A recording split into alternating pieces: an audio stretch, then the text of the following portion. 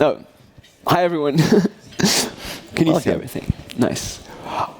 We are Neodyme, and this is Think Like an Attacker. Oh, about us. There we go. I'm Elias. He is Thomas. We're co-founders of Neodyme, and we've prepared this security intensive because there's a need for Solana security. We thought about how we could best teach people security, and we think it's not a 3-hour presentation. So that's why we got this kind of split workshop where we'll have a 20-minute presentation and then give you 2.5 hours of just solving challenges. What's thinking like an attacker? Well, obviously, it's being an attacker, but also for devs, it's how you think about your own code so that you can anticipate vulnerabilities before you even make them. And we think that's important for all the devs to have, but it's also relevant for auditors and security people for obvious reasons. There are a few ways to get to this mindset. And CTFs are one pretty nice one. For those of you who don't know about them, it's basically capture the flag where you have interactive hacking challenges. And that's how Neodyme got formed. And we're all basically CTF people. We like to hack things in our free time. So we thought, why not just bring that format to Solana and get people hacking stuff so that they know how security works. There you go. We could just give you a list of common bugs. And actually, we did that. You can find it on our blog. But if you want to have actual security hands-on experience, we'll be giving you guys access to some remote servers and also dev environments so you can have a look at some of our challenges and try to solve them. Is this broken? That's a question we have to ask ourselves many times, every time we audit some contract. And the question is actually the wrong question. It should be, how do I break this? Because in our experience, you can usually break everything. It's just a matter of dedication and putting in the time and trying to break it. So whenever you look at your own code, it shouldn't be, did I put in a vulnerability? It's, how far would an attacker go to break my contract? That's something you should always keep in mind, and just don't forget that. It's always possible to break something. And one big issue, especially with devs, is it's not super easy to get rid of the biases you already have. When you look at a piece of code, you usually think, well, this is what it does because I wrote it and it does that. But in practice, it sometimes does something different. And that's something you definitely need to get rid of. So the first thing we would ask you to do is, when you're doing the challenges and you feel stuck, maybe grab someone else who has different biases and then try to see if you can maybe come up with some idea or spot what you guys are missing to help each other out. This is one important security concept, basically tracing user input. When we look at a piece of code, we usually don't look at it in terms of, well, this is a function and it does X, Y. We look at the function and then we think of, OK, this is user input. This is what we control. How can we use this to break the control flow? In security, there are a bunch of fancy words for that. There's a concept called sinks and sources, where the idea is that the source is basically any attacker-controlled data, and then the sink is any critical thing that could happen. It might be a sensitive function like invoke signed in the case of Solana, or it might be something like a mem copy in low-level C code, or something that does, I don't know, some transaction in a web application. The important part is, whenever you look at a piece of code, you should think of, I am an attacker, I control this part, how do I use this part to make it do something that I want it to do? Solana basics for attackers. This won't be a comprehensive Solana guide. We'll just go over the parts that are important for us as attackers. So we're already assuming you know the basics of Solana, just the very basics. Solana's main concept are accounts. That's the main primitive you get. That's how you interact with stuff. There are accounts. and they have stuff. That's an account. It has stuff. You can see we removed some things because they're not as important to us. We can start with the first one. That's the key. It's pretty self-explanatory. That's just the public key that identifies the account. Is_signer is an interesting one. That's the flag that indicates if an account has signed a transaction, which is obviously a very sensitive thing to do.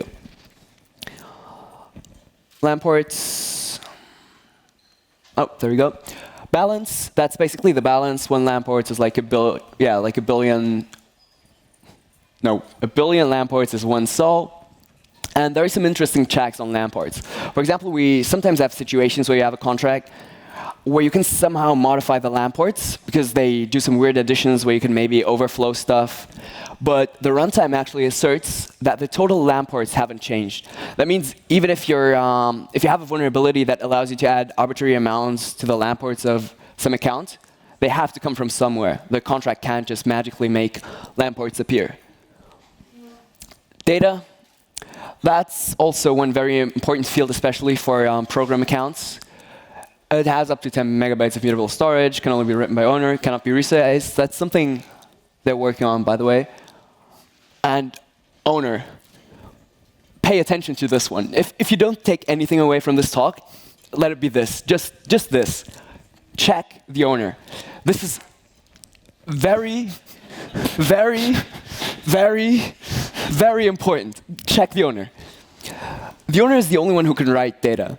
And if you don't check the owner, you're dealing with data you can't trust. That's something that's super bad.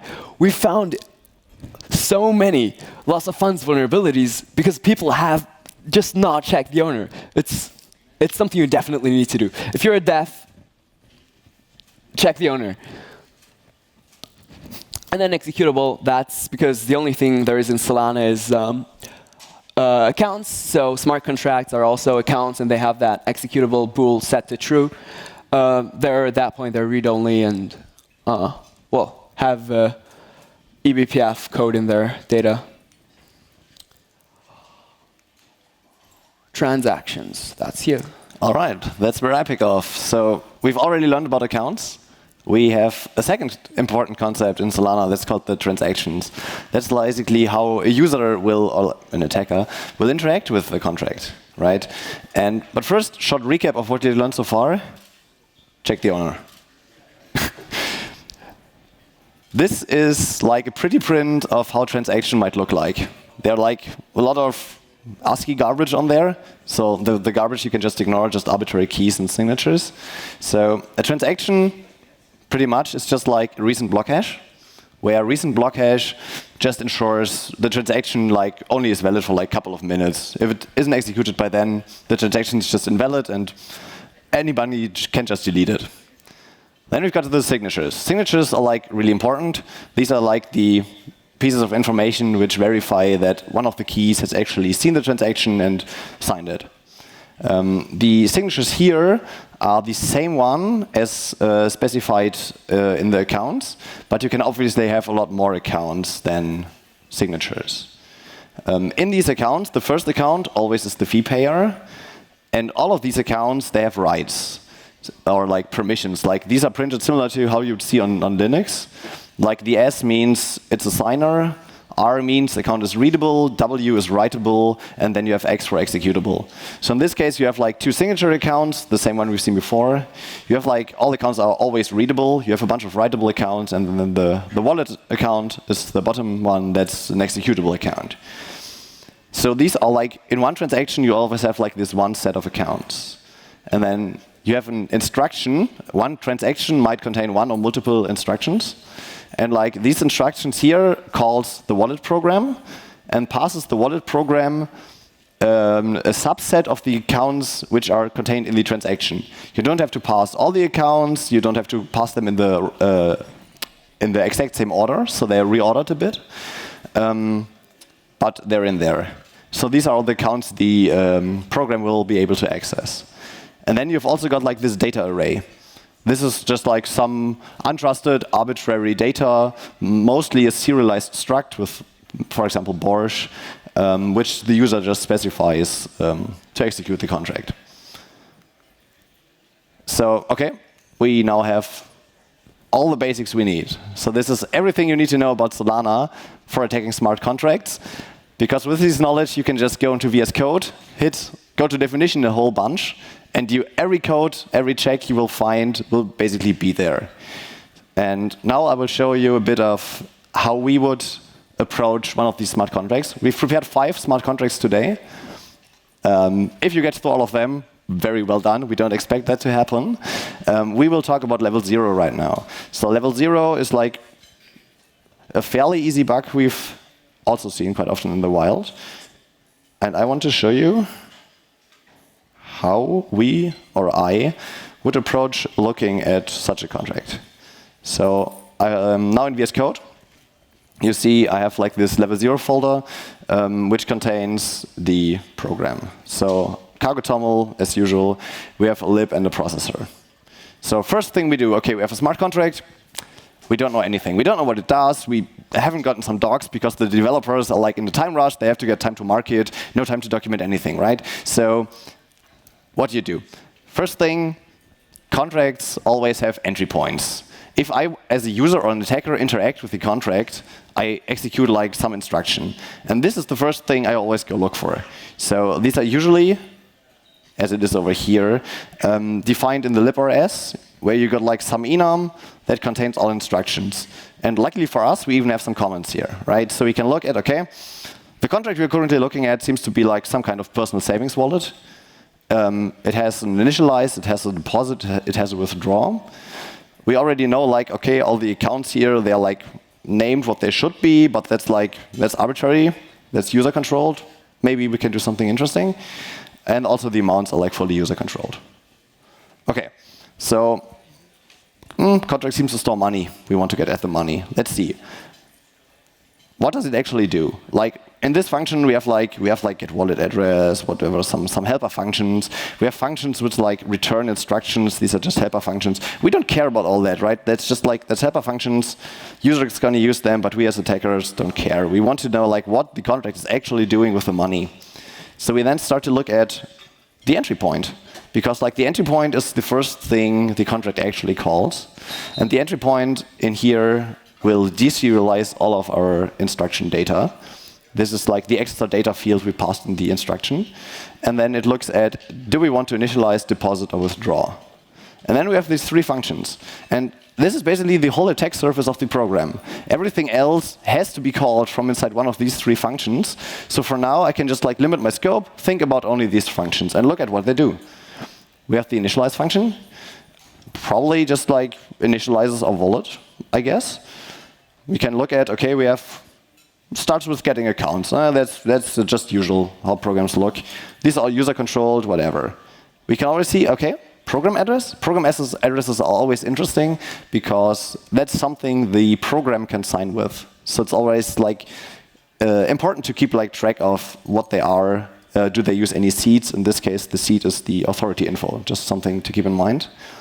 Then we can further take a look and see, okay, we have some results, maybe later interesting. Invoke signed. Invoke signed is directly, okay, that might be dangerous, because here we are applying a signature which hasn't existed before. So we have to look carefully at what is it doing, maybe something wonky. But here we can see it's just system instruction create account. And this is just like, it's instruction for the system account. It can't really do much. The program is all checked inside. So any seeds we apply here, they're not going to be able to be abused. So we can then check off, okay, invoke signed is fine. Down here, invoke signed as well, fine as well. Then we go to, okay, we are now creating like the actual wallet, the structure. And now it's important to take a note at what does the wallet do? The wallet consists of 2 parts. It consists of the authority, and it consists of the vault. So authority, just like guessing, likely something we need to access the vault. And the vault is basically where we store money. Just like guessing from the variable names here. We could like go look at everything here, but just like, why do that? We can just guess, and if the guess turns out wrong, we'll see that later, and we're quicker that way. And then we go ahead and serialize the wallet data into the wallet info account. That's an account we passed at the beginning. Okay, so what we've learned before, we can only write into accounts when we're the owner. So the wallet info has to be owned by the level 0 contract we see here. Okay, but that's like nothing much happening here. There's no money touched. It's quite boring. Then we see deposit. Deposit, that actually touches money. Like same structure as before. We like even look at the wallet. We look at some accounts, whatever. We see transfer.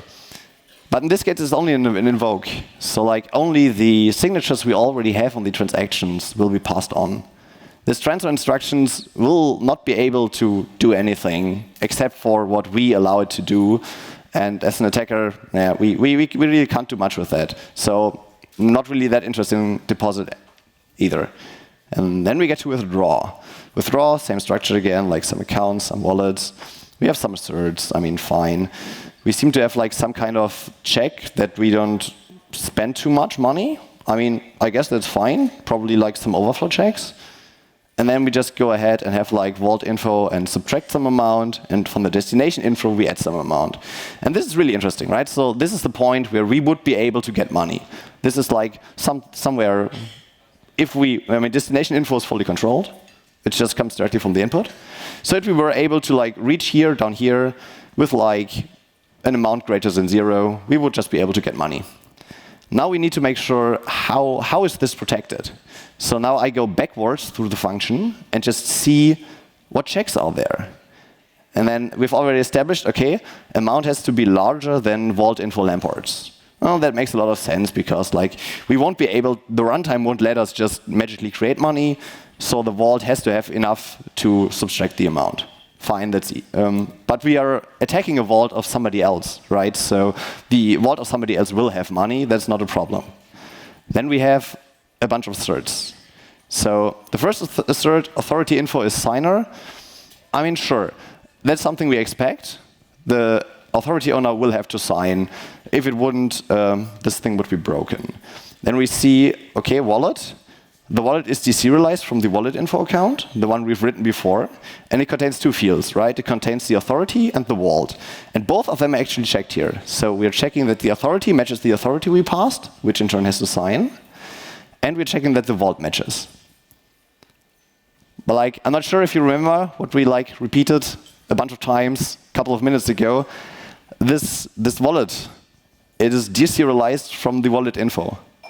And even though it's called wallet info, there's like no check here. There's nothing that ensures this wallet info is owned by the program. This can be any arbitrary account anybody has created, which has a structure that looks similar to vault and authority.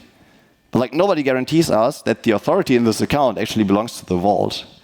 So this is like the bug we will be exploiting, like in this level 1. Let me see. Play. Right, so the exploit, this is like the usual case, the good case, the case the developer expected. You have a wallet account that's owned by the vault program, and it has an authority and a vault. The authority points to the user's public key, and the vault points to like another contract, another account. It's owned by the system program that just contains all of the money. What we as an attacker can do is we can have an attacker program, which then creates an account, which also has authority and vault, but the vault points to the original, to like the green vault, and not the attacker's vault. But now the attacker will be able to sign with the authority, because like he sets himself as the authority. So we're pretty sure that's going to work. It's quite a simple bug. If you've seen that a lot, it's easy to find.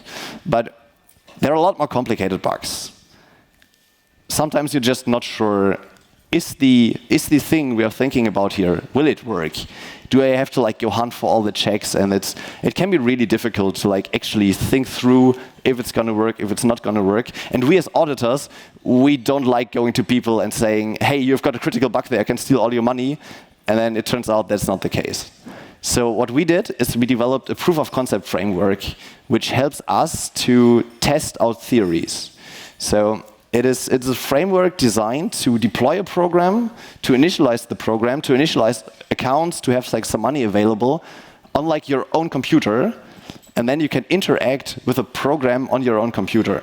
You don't need to have like a live test net or like a mainnet, because obviously if you're testing exploits, you can't test them on mainnet. And you can't even test them on any public net, because you can't leak what kind of exploits you're doing. So that's what the PoG framework is for. And I can also give you a short overview, because you will be using that in just a few minutes, how like the PoG framework looks like. And all it does is more or less just one Rust file. And this one Rust file, it's pretty much like a test for like your program. And it sets up everything, and then it hacks it, and then it checks if you've successfully exploited the contract. So let's start at the setup function. So these level 0 to level 4 basically example PoG framework files we will provide to you. So everything you see here will already be set up for you. You won't need to like write all of that yourself. Just to like, we only have 3 hours. You can't be expected to learn all of that, just like a custom framework now. But the setup function, what it does is it basically locates the level 0 compiled contract. It gets like a rich boy, which is like a person with a lot of money. It initializes a hacker key pair. It initializes some authorities. And then it initializes a local environment, which is basically like a validator, just like in process. And you can add programs to it. You can add account with lamports to it. You can then execute some transactions on it. In this case, we like initialize the level 0 account.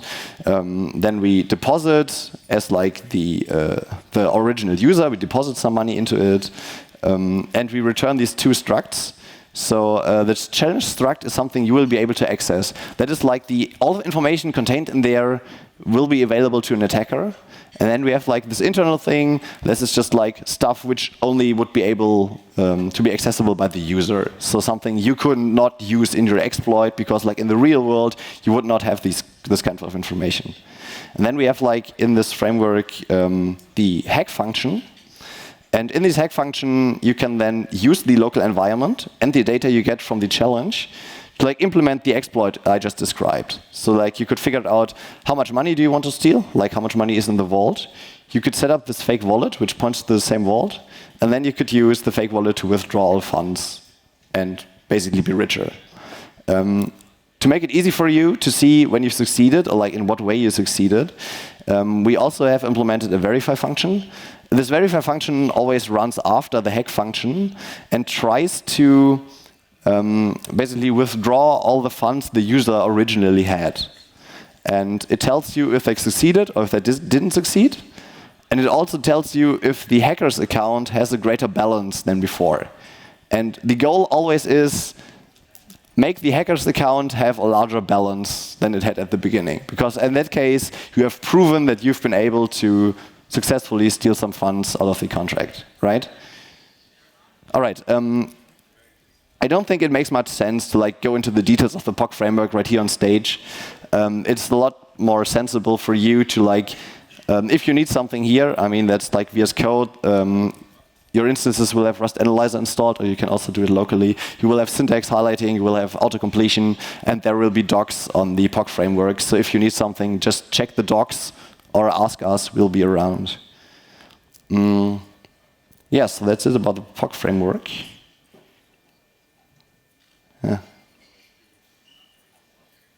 Yeah, and that's pretty much it for the talk we're giving. Like, the rest of this workshop will be really interactive. So we've prepared our workshop website. That's workshop.neodyme.io. You could just go there now. I think it's live. There will still be some stuff we already talked about in the presentation. It will be repeated there. There will also be like some guides on if you get stuck. There will be some hints on there, but I kind of recommend you don't use these hints.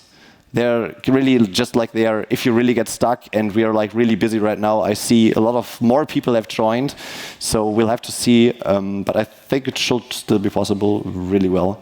We will be providing remote environments, so there's like Google Cloud hosted instances which have already the code on there, which have Visual Studio on there, which have all the extensions installed, and you can just use from your web browser.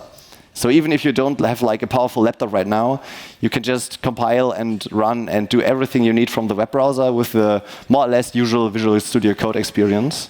You can also SSH in these instances and just do whatever you want there. Please only workshop related though.